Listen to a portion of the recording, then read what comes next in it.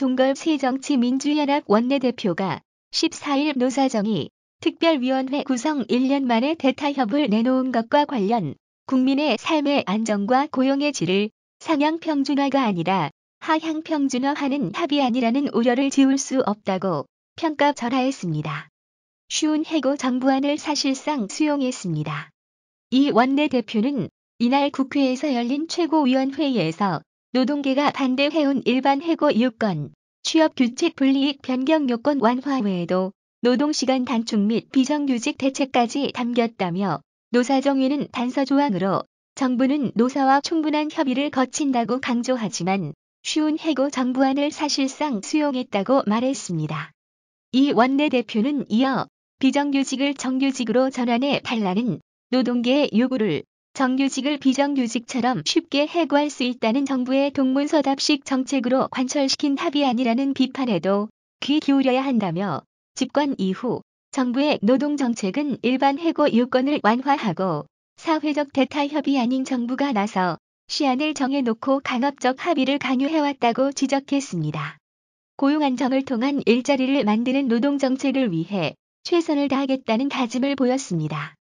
이 원내대표는 그러면서 노동개혁 문제는 대통령이 공약을 깨고 성과를 몰아붙이고 여당 대표가 3만 달러 쇠파이프론으로 선동해 얻을 수 있는 문제가 아니다며 우리 당은 쉬운 해고를 통한 고용불안 노동정책이 아니라 고용 안정을 통한 일자리를 만드는 노동정책을 위해 최선을 다하겠다고 강조했습니다.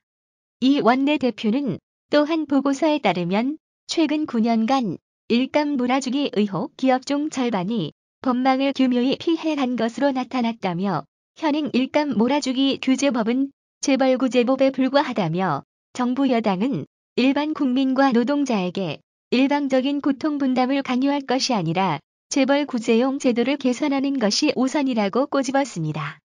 정부가 법인세를 깎아준 것도 모자라 재벌 상속세까지 깎아주겠다고 한다고 합니다. 아울러 그는 정부가 법인세를 깎아준 것도 모자라 재벌 상속세까지 깎아주겠다고 한다며 지난해 연말 정산 대란을 틈타 슬쩍 끼워 넣었다가 부결된 상속세 및 증여세법 개정안의 재추진 선언이라고 지적했습니다.